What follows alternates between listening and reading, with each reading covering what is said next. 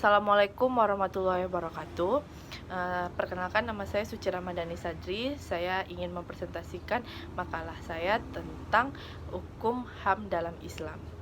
Nah, pertama-tama saya akan menjelaskan dulu latar belakang hukum HAM dalam Islam. Pertama, latar belakang HAM dalam Islam. Seperti yang kita ketahui, hukum HAM ini adalah hak azazi yang diberikan Tuhan untuk manusia.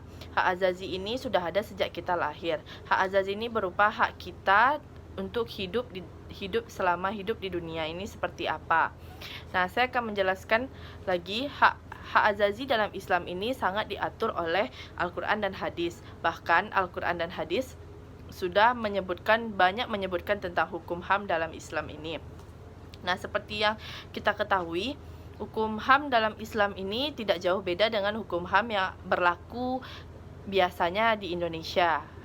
Hukum HAM ini tidak jauh juga berbeda dari hukum-hukum HAM yang biasanya sering kita pelajari dan kita pahami maksudnya. Nah, hukum HAM dalam Islam ini tersebut dalam Al-Quran dan hadis. Saya akan membacakan dalil Al-Quran tentang hukum HAM dalam Islam berdasarkan surat Al-Hujurat ayat 49. A'udzubillahi minasyaitonirrajim. Bismillahirrahmanirrahim. Ya ayyuhallazina amanu la tuqaddimu bina yarallahi wa rasulih wattaqullahi innallaha sami'ul alim. Yang artinya, wahai orang-orang yang beriman, janganlah kamu mendahului Allah dan Rasul-Nya, dan bertakwalah kepada Allah. Sesungguhnya Allah Maha mendengar dan Maha mengetahui. Selanjutnya, secara universal, pada hakikatnya misi Rasulullah itu sendiri adalah untuk menegakkan HAM.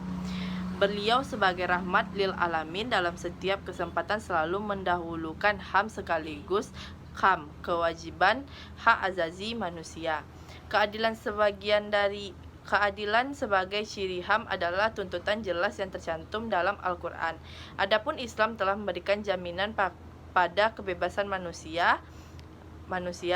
Dalam Al-Quran, Allah menegaskan bahwa memeluk agama tidak dipaksakan, sebab telah jelas yang baik dan buruk bagi manusia.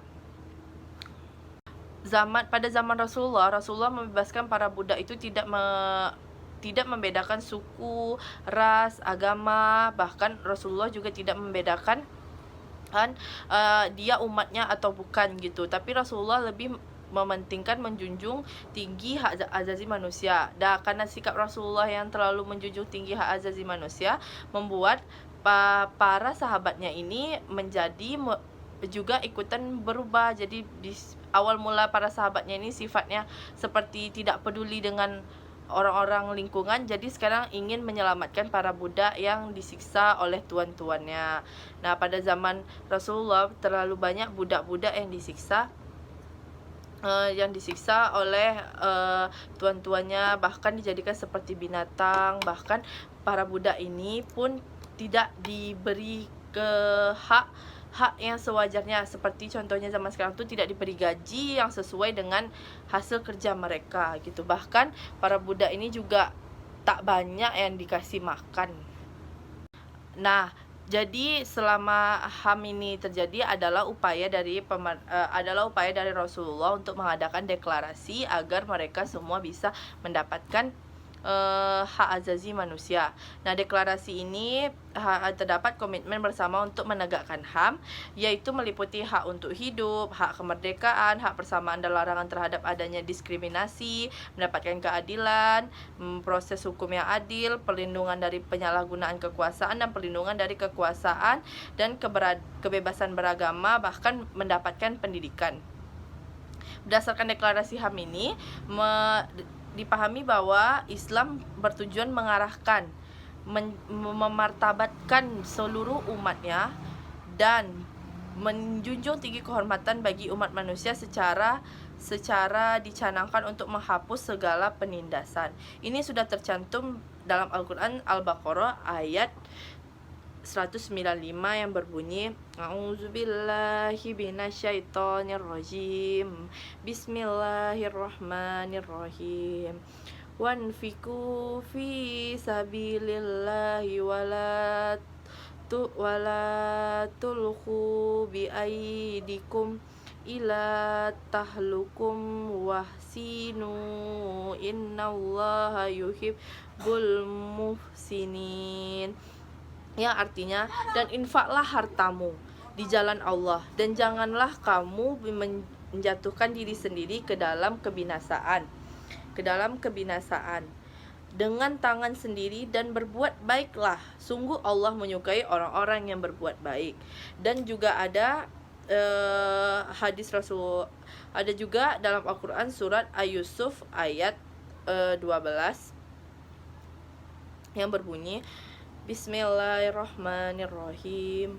Wa qala ya bani la tadkhulu min babin wahidin wadkhulu wa khulu mibawabim muttafarra wa ma ni ankum manallahi min syai'in innil hulkum illallah alaihi tawakkaltu wa alaihi falyatawakkalil muttawakkulun. Yang artinya, dan dia Yakub berkata, wahai anak-anakku, janganlah kamu masuk dari satu pintu gerbang dan masuklah dari pintu-pintu gerbang yang berbeda. Namun demikian, aku tidak dapat memperlakukan kamu sedikit pun dari takdir Allah. Keputusan itu hanyalah bagi Allah, kepadanya aku bertawakal, dan kepadanya lah pula bertawakallah orang-orang yang bertawakal. Nah, mungkin itu saja yang bisa saya sampaikan dalam presentasi makalah saya tentang hukum HAM dalam Islam. Jika ada kekurangan, masih ada kesalahan dari diri saya, dan bahkan saya juga masih banyak kurangnya, saya mohon maaf. Wabillahi taufiq wal hidayah. Wassalamualaikum warahmatullahi wabarakatuh.